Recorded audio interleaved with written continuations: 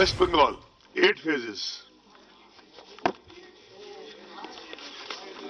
Last time it was 7. West Bengal first phase, date of poll 7 March. The counting shall be done on 2nd May 2021. Bengal में जिस चुनावी रण की तैयारी महीनों से चल रही थी, उसकी तारीखों का ऐलान आखिर हो गया।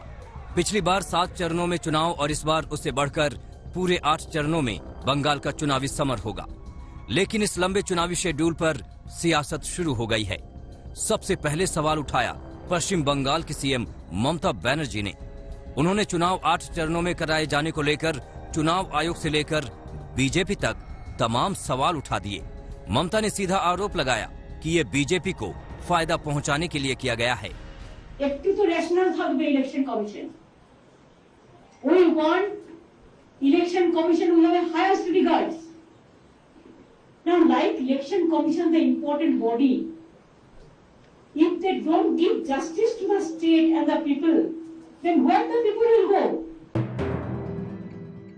ममता बनर्जी यही नहीं रुकी, उन्होंने ये आरोप भी जड़ दिया कि बीजेपी अपनी ताकत का इस्तेमाल कर रही है। So our request would be, please see, BJP has the agency power, BJP has the government of India power, but one central government cannot misuse their own power for a state election. And if you do it like this, if you allow it like this, then there will be a big blunder. ममता को आधे दर्जन से ज्यादा phase में चुनाव पर ऐतराज था, लेकिन बीजेपी इससे बेपरवाह नजर आई। पार्टी नेता चुनाव के लिए पूरी तरह तैयार होने का दावा करते नजर आए।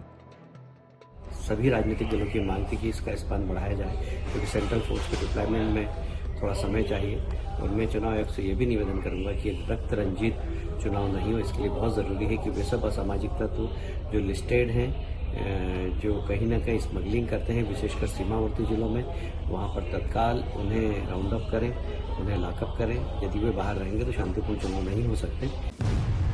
उधर कांग्रेस ने भी 8 फेज में वोटिंग कराए जाने को लेकर सीधे कुछ नहीं कहा। आम लोग बिना दिक्कत शांतिपूर्ण तरीके से चुनाव में शिरकत कर सके, भाग ले सके, इसके लिए इलेक्शन कमीशन ने तय किए हैं, फैसला किए हैं कि बंगाल के चुनाव हिंसा और भयभीत के माहौल के मद्देनजर 8 चरणों में ये चुनाव कार्य निर्वाह करेंगे। बंगाल में इस बार का सियासी मुकाबला ममता बनर्जी और बीजेपी के लिए प्रतिष्ठा का सवाल है।